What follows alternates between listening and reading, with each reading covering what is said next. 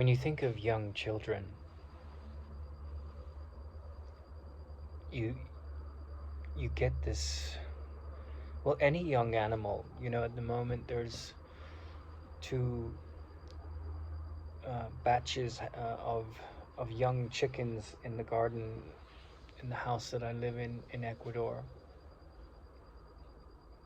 And they're so cute. And one group of about 4 or 5 little birds are about a week old, and then the others are several weeks old. And they come in with their mother and they chirp. And um, my hosts took away the rooster the other day and had him for dinner. So there's no more babies getting made at the moment. But when you look at childhood, whether your own or your children's childhood or your grandchildren's childhood, there's sort of this process of fascination with certain things. Like it might be a dumper truck or a computer. And then with that fascination comes an aspiration. Oh, I want to be a computer programmer, or I want to go into AI, or I want to work with vehicles or engineering.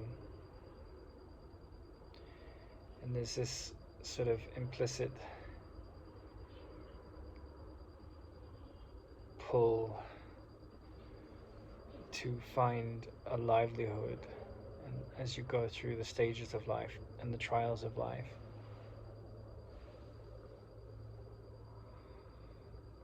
You have to take care of yourself. You have to find a way to pay for your life. And then maybe you find a mate, and then you have children. And the cycle of life goes on.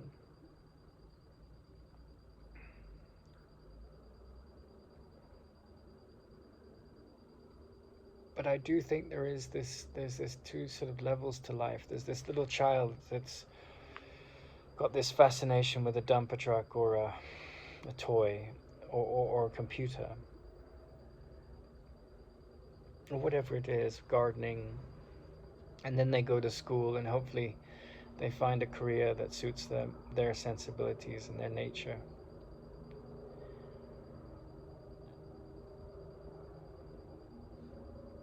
And then this other side of life, which is the most important side of life, not in the practical sense, in the way the first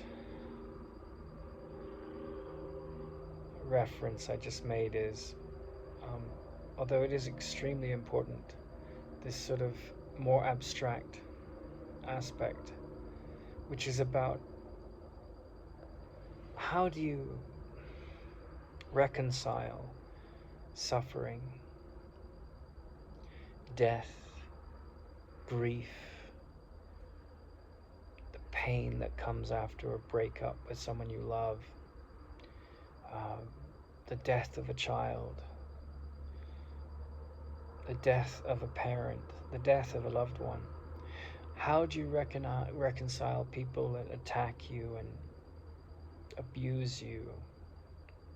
And how do you reconcile your own temper?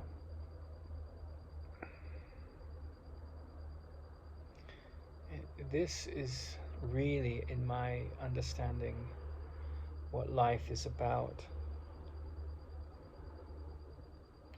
And I spent a lot of time studying evolutionary biology and physics, and sometimes studying chemistry and mathematics. And these sciences are fascinating, the chemistry of elements in stars, electricity, the fundamental forces of physics and nature, the evolution of life from single-celled organisms all the way up to dinosaurs and mice and humans. It's an incredible thing, nature, and all the things that we need to specialize in to understand it better. These are great telescopes that can look deep into ancient time, far off in space, and study different regions of the electromagnetic spectrum, whether it's X-rays or gamma rays or infrared or ultraviolet. I mean, it's endlessly fascinating.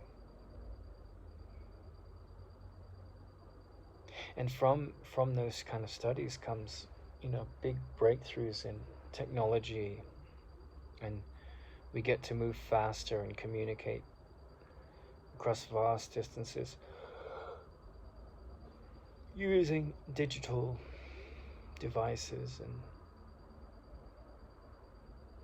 it's mind-boggling this whole sense of fire. But then, and fire, I mean fire because technos, the word that is the root word of technology in ancient Greek, it's very closely connected with the myth of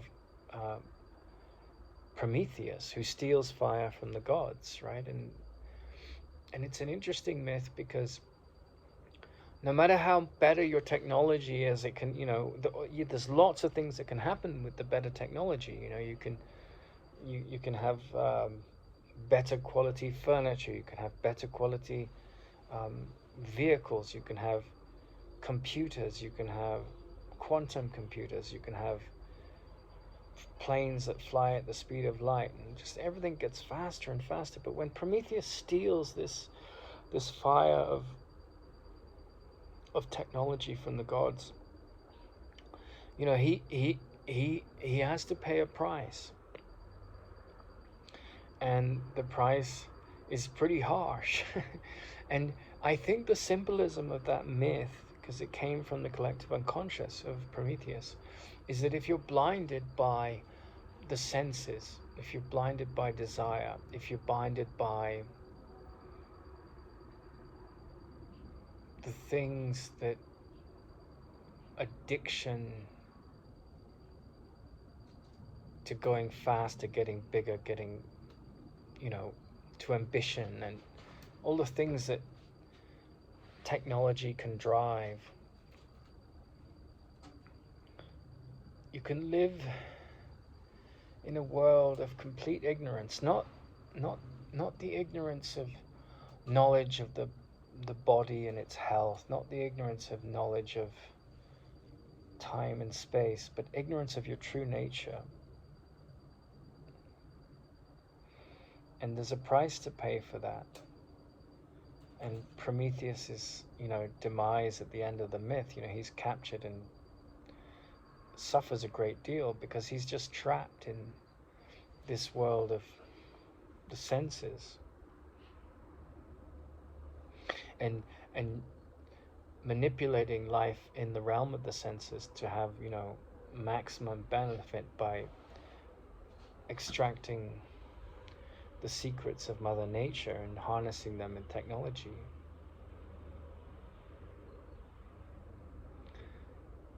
But I was so lucky when I was 19, to meet Tara Singh and to come across the Course in Miracles.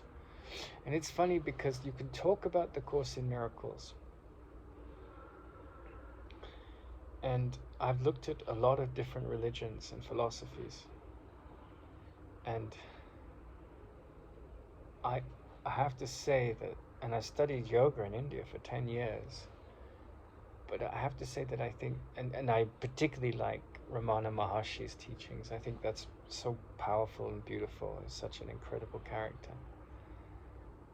But I do feel that, Dr. Helen Schuckman's scribing of the Course in Miracles, it has to be one of the greatest gifts ever given to mankind.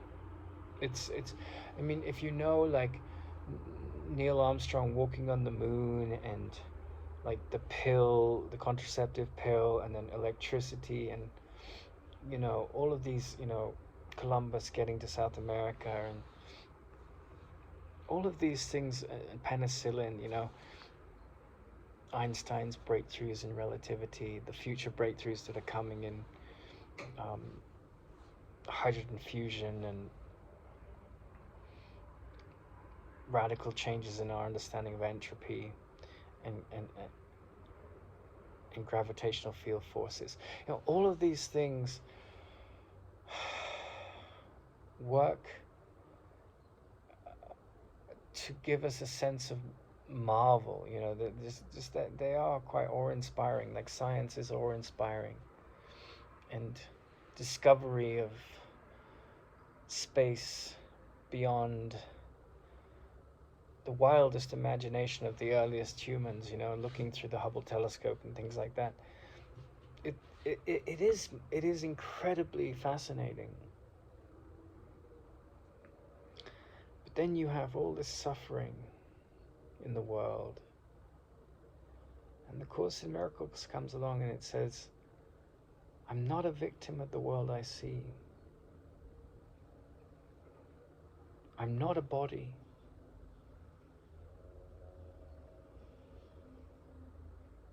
There's nothing to fear. I need mind training to see the illusions that are in my mind, that are projected out onto the world, for what they are. That death is an illusion, that I am spirit, that grievances hide the light of the world in me, that pleasure and pain are ultimately a trap. The thing that transcends these opposites is joy, and the identity of the body keeps us trapped in pleasure and pain, up and down, birth and death.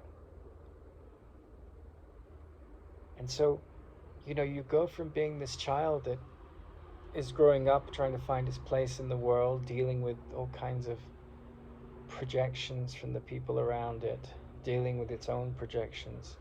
And then maturity comes, and maturity says, are you going to listen to this decision maker in your mind that chooses to see that you're not what you think you are, or what you've been educated to think you are, and that you have this master psychologist talking to you in the Course in Miracles that wants you to be free of your pain. And it's that critical statement, right? Because, I've studied the Course in Miracles for 30 years, and you go through layers with it, and you come to a great sense of peace. And one of the things that I've come to see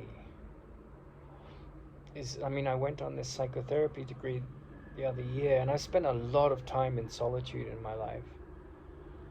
And it's a really lovely place to be in solitude, because there's no gossip. I was just thinking before I made this video, I was teaching in a school in Britain last year, and there was so much gossip, and it was so petty and boring. And I got sucked into it, because when you spend a lot of time alone and you're suddenly with, lots of new people teaching children, there's a beauty and a warmth that comes with people. But then, having gone, there's a beautiful book by Joseph Campbell called The Outer Reaches of Inner Space. And if you've gone very deeply into quietude, as I have, lived almost like a monk a lot, because you come across the Course in Miracles, and it's like, you don't find that kind of wisdom in the church. You don't find it in psychotherapy. Like most psychotherapists are nowhere near at the level of what the Course in Miracles is talking about. That's a fact. And those people that study the Course for many years, they're much more advanced than most psychotherapists, because the psychotherapists are stuck in the intellect or in some system of approach, to the problems of the mind, and it doesn't have this all-encompassing wisdom of the Course that the universe is a creation of a thought system that believed it could kill God, but it didn't. It just put itself to sleep and went into a dream state, created a worldly, a vast multiple universes of confusion and conflict and beauty and pain and contrast. And so, like, the maturity that comes from processing this kind of contemplative approach to the mind means that, like, this very, these social dynamics that come in companies and schools and organizations and businesses, once you step outside of that, it can be so strange, like being an alien going back into it. And going back to my earlier point, like, it's like, yes, you have to find your place in the milieu of life, and it's nice to have friends, and it's nice to have social activities, and to raise children with a sense of love and connection. And all of those things are worthwhile. But the job, the children, the activity, it's all secondary on a certain level. It's a part of a whole package of a decent, well-balanced life. But it's secondary to this need to wake up,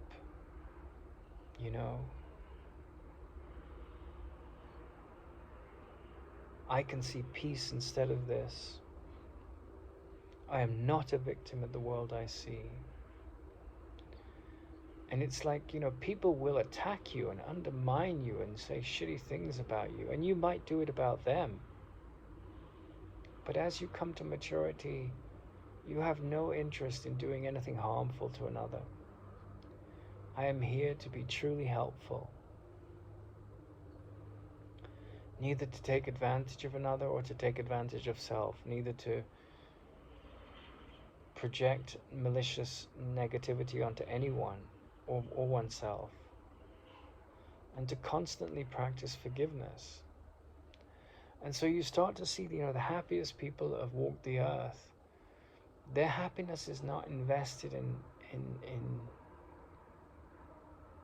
possessions or achievements. I mean, I'm not saying there's anything wrong with that. I've got things that I've traveled a lot, and I value a lot of my bags, and I used to value a lot of books, but I went through this process where I'd read so much, and I still enjoy reading, but yeah, as Krishnamurti said, the greatest book of all is the book of life, and it's within you. And in a sense, the ultimate books that I've come across in my travels in life are Nanya, Who Am I, by Ramana Maharshi, which is a very short book, and The Course in Miracles. I think those, of all the books that have been written in the history of the world, they are among the greatest gifts to humanity, because they hold the secrets to the end of suffering. And of course the Buddha, he has his own contributions in that realm. But I've studied Buddhism a lot, and there's a lot of wonderful things about the Buddhist approach to life. I find some of it fanatical, like, life lives on life, so I'm not advocating that you don't be a vegetarian, but I like, if we all went vegan and we followed the vegan path with agriculture, who would manage the animals, like building national parks in Africa, it takes a brilliant ecologist. And actually,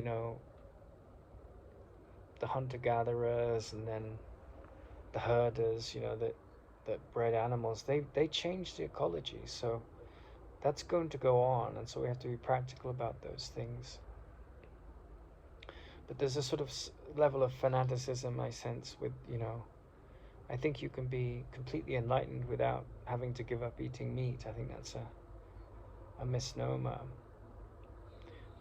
But the thing about the Course in Miracles is it's like you're here to wake up from your projections of fear.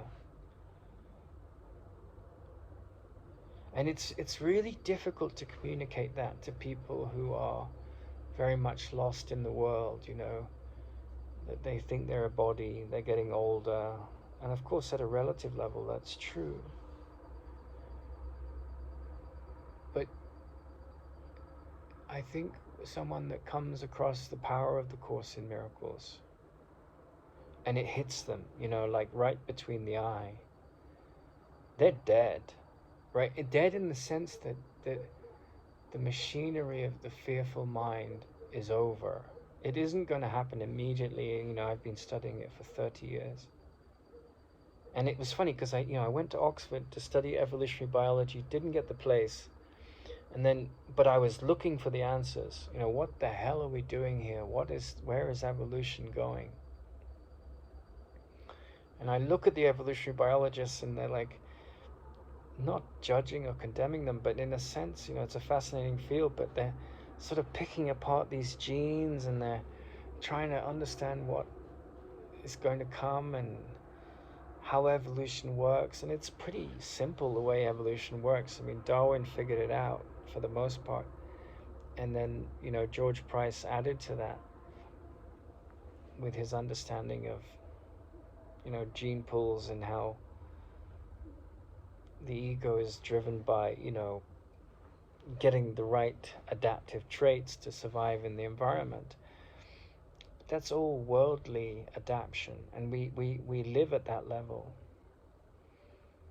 But then I meet Tara Singh in Los Angeles, and I come across the Course in Miracles. I'm determined to see differently, And the thing about the people that study it and really get it is that they're quite simple inwardly, but they usually have gone through a number of dark nights of the soul, and they've gotten to a place where they're very content, and they've learned to trust, and they've learned that the problems of mankind can't be solved externally. They can only be solved at the level of mind. And so you see people in their 80s and they're just full of neurosis because they've stayed in that first stage of life where they're, I can drive the dumper truck, or I can have a hobby watching birds, or I can have a hobby, in my garden, or I can, do things with my grandchildren and look forward to things.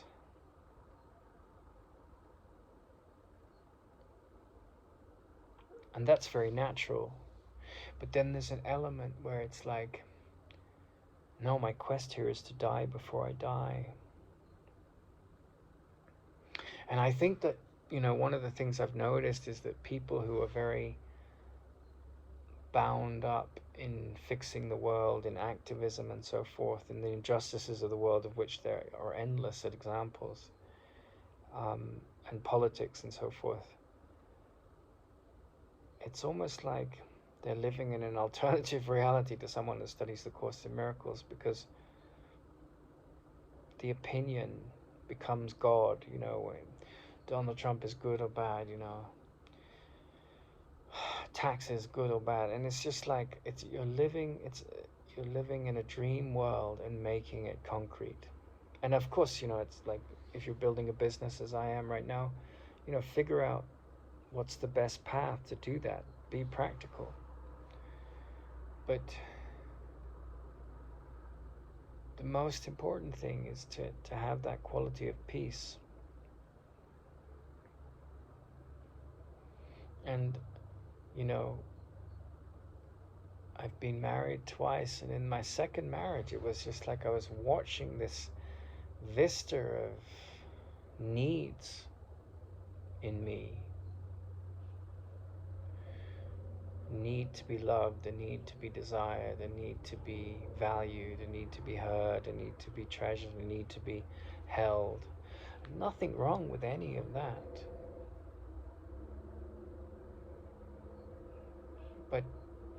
when it came with attachment, when it came with dependency, psychological dependency.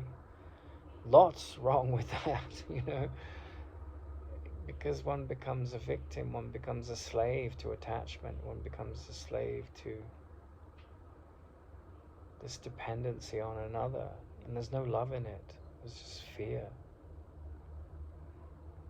And then jealousy and condemnation of other people's actions, and it's a prison. And that's what the Course is saying, like if you really want to be happy in this world, you have to begin to realize that you're not of this world. The world is a projection. It's an effect of your consciousness, and it's a trap. And to turn the trap into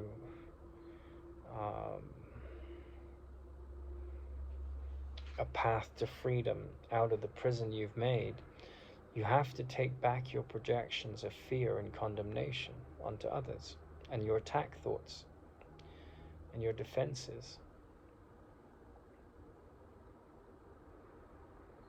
And I've met a handful of people in my life that really get this. But once you get it, it's like everyone around you is sleeping mostly. And you're just training yourself to see the light in them. They can attack you, and then, like, I had a series of attacks happen to me the last year, and it was just like, and I was still very much trapped in trying to fix the problems of the world, and that experience just brought home to me that, a mature human being becomes absolutely swallowed up by God. I never go to church. Hardly ever. I was a monk in a Buddhist monastery for 4 weeks last year, and I was a monk visitor in a Christian monastery for 2 weeks the year before.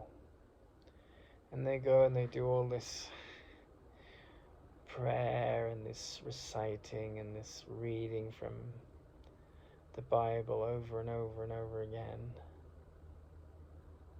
And I'm not judging any of that, but it just has no real resonance for me. This kind of, there's a beauty to it, and some people are called to that life. There's also kind of restrictiveness to it as well, and there's a lot of liberation as well that can come from that restrictiveness. So again, I'm not judging it, but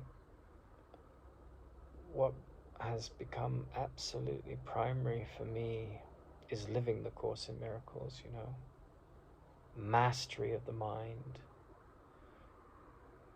never to be a victim of your situation, always to see the world through gratitude.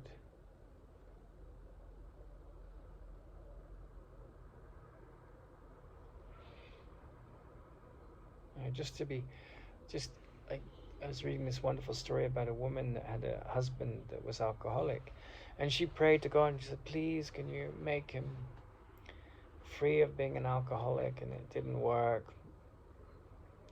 And then she shifted the tables and she said, well, she heard someone say, if you thank God, thank life, if you don't like the word God, for making your husband an alcoholic. See if that works. He's coming from a place that everything's perfect. And sure enough, he quit drinking because she stopped believing something was wrong. And when I was in my last marriage, there was so many things that I saw wrong about the situation. And it wasn't a very supportive situation for my needs, and there was so much neurosis in the relationships outside of my purview, and I couldn't do anything to fix those. And then it all went to hell in a handbasket.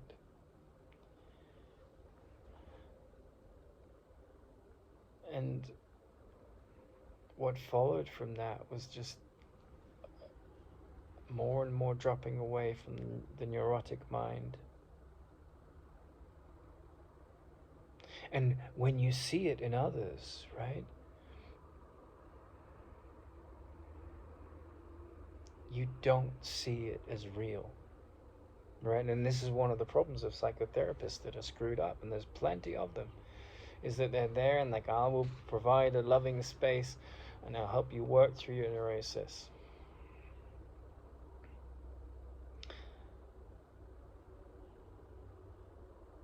And then they can get on a bit of a pedestal and think they're holier than thou.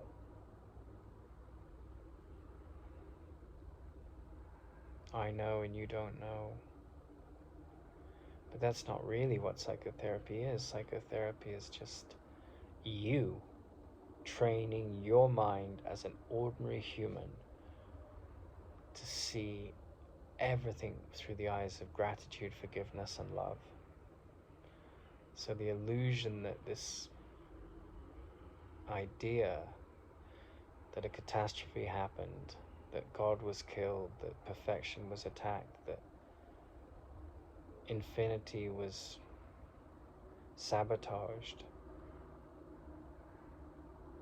you let go of that, and you do become a living, breathing monk. But you're not. The beauty of the Course in Miracles is that, you're not part of any religion. You can't make it into a church. You can't make it into a religion.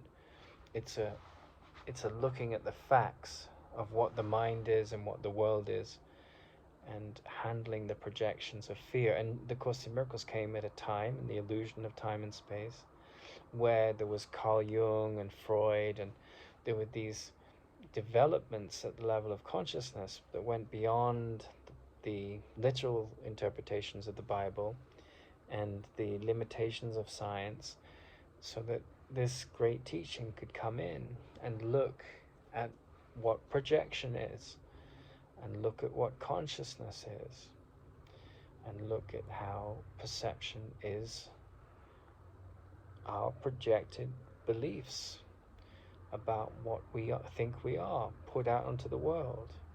And when we punish and attack and undermine and defend, we believe ourselves to be an ego. We believe ourselves to be this body story. But then when we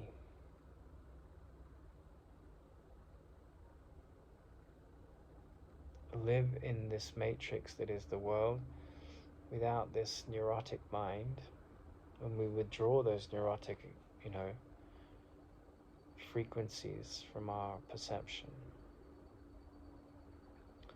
the mind becomes very, very peaceful. And somehow, life does guide, but the contemplative mind becomes the most important quality of a life. Because if you lose that, then the neurosis comes in, the judgment comes in. My religion against your religion, my hobby better than your hobby, my family more important than your family, my culture superior to your culture. It's all nonsense. And yet I was watching the other day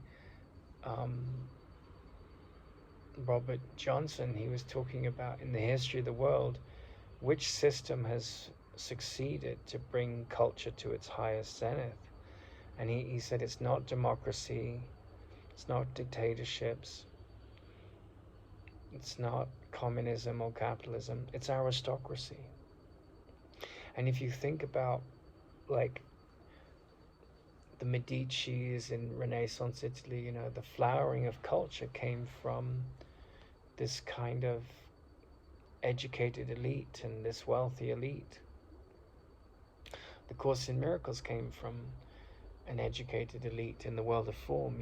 Helen Schucman came from a upper class, wealthy Jewish family in New York, and she was able to get a good degree, become an academician in psychotherapy, And so there was this sort of, you know, elevated, sophisticated, refined culture that birthed this incredible gift to mankind into the world. Now, I'm not promoting aristocracy, but I got what he meant was that, you know, democracies are fallible, different isms are fallible, and aristocracy is extremely fallible. There's lots of abuse of, you know, by dukes and lords and ladies, and lots of superficial qualities to the aristocracy. But this sense of like noble and wise can come in the most humble settings. The poorest of the poor can incorporate those things. But, you know, I think it's somewhere in the milieu. There was a great comment by Yogananda, and he said, you know, the enlightened people, those who achieve enlightenment, tend to come from the middle classes, because the poor tend to be too obsessed with money because they don't have it, and the rich tend to be too obsessed with money because they're trying to hold on to it, and they get lost in their toys and their extravagance. And that's why there's that line in the Bible, it's harder to get into heaven than a camel can. It's harder to get into heaven as a rich man than it is for a camel to get through the eye of the needle. And it's just saying, well, you're trapped in your materialism, you're trapped in your power struggles and your power trips and your insecurities. But if you study the Course in Miracles, you know, it like, and you bring it into practice, your quest becomes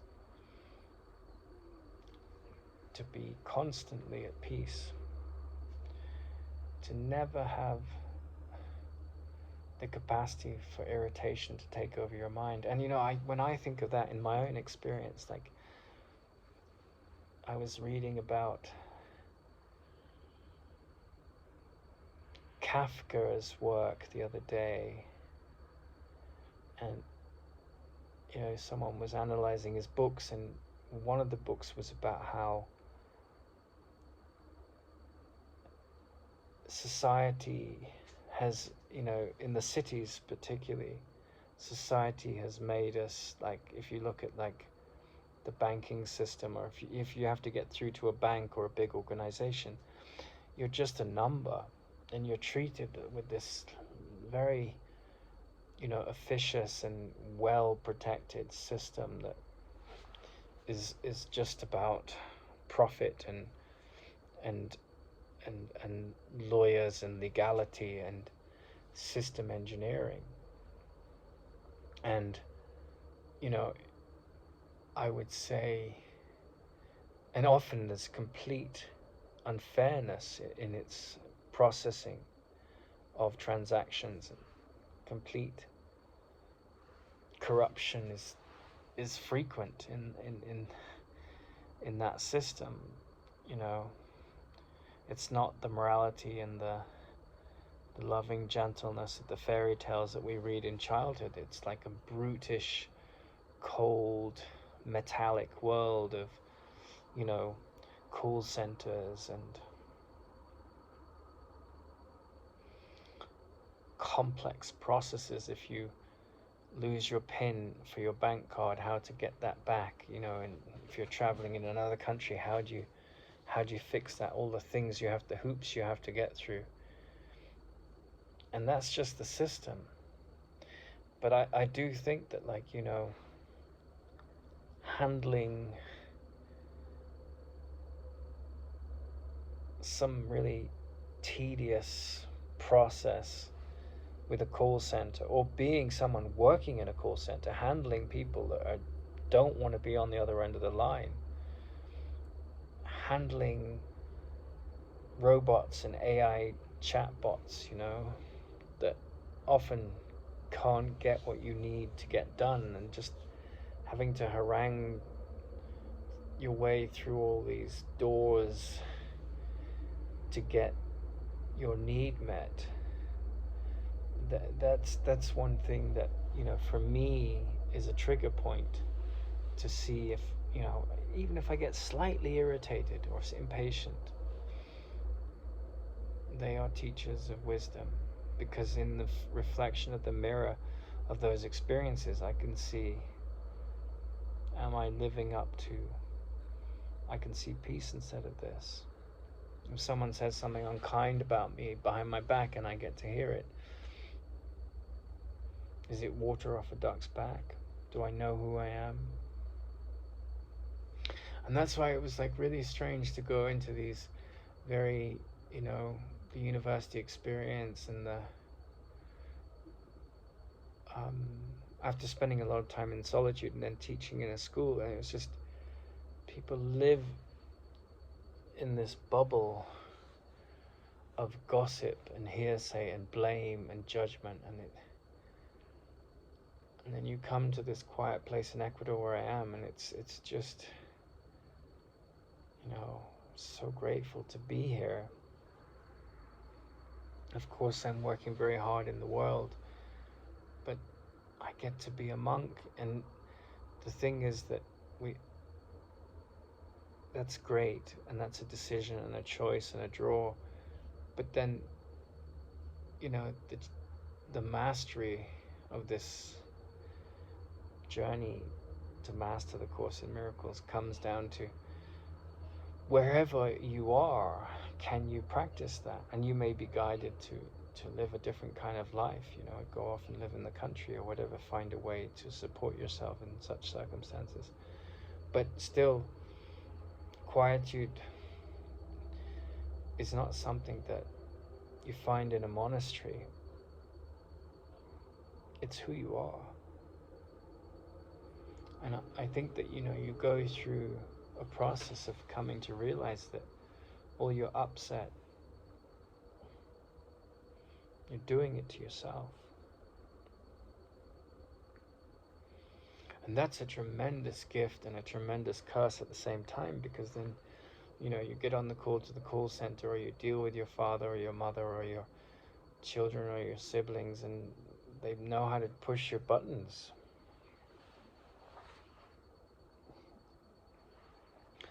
And this sort of part of you inside you has to go, okay, this is a gift. I was speaking to a friend the other day, and he's very much lost in the idea he's a body, attack thoughts, defense thoughts, they rule his mind. And, I even went on a psychotherapy degree, and we were asked what creates a safe situation, safe space. And I gave the answer, and you cannot argue with this answer. It's impossible. What creates a safe space is the ending of attack thoughts. The Course in Miracles says it bluntly, but you go on a psychotherapy degree and they want to talk about a million things because they're getting paid for this. They want all this complexity. And they have all this highbrow PhD stuff, and it's just like, yeah, but there is something called the truth. And it's like in academia, truth is almost like a dirty word. Love is like a dirty word. God is definitely a dirty word.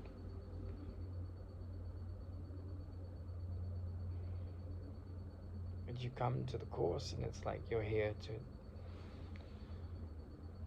go home. You're here to find the truth inside you. That's home.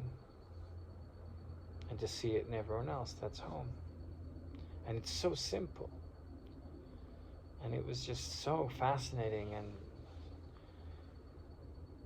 shocking in a way to see how neurotic these PhDs were, and how removed from wisdom and truth, and how bound up they were in this kind of woke politics and this activism and petty games of projecting victimizers, and just the mad insecurity of it. And of course, I'd studied Krishnamurti for years and the Course in Miracles for years, and It's the deepest form of psychotherapy, these kind of characters, these references. And it recognizes that the focus of psychotherapy is to end fear in the mind. Fear is envy, fear is vanity, fear is pride, fear is sloth, fear is greed, gluttony, wrath, anger, envy, fear, paranoia, malicious projection, judgment, attack thoughts, defense thoughts, insecurity. But it's all fear. And then the kind, there's also that kind of lust for life. You know, I need to have all these experiences or I won't be fulfilled. But fulfillment is actually an ending of all that, grasping and insecurity and this sort of the demon of endless unfulfilled desires. It's a very simple, quiet, still mind that is the landscape of fulfillment. There's no fear in it. And animals can feel it. And humans too, but they're often, some of them are very threatened by it because they're so attached to their neurotic responses. They think that's normal, and someone that's not playing by those rules can be very threatening and considered to be insane, when the insanity lies in the projection of the attack thoughts and the judgments. And when all of that falls away, you just see with the eyes of love. That's what life's really about, coming to that inner state. And it's such a joy to discover that.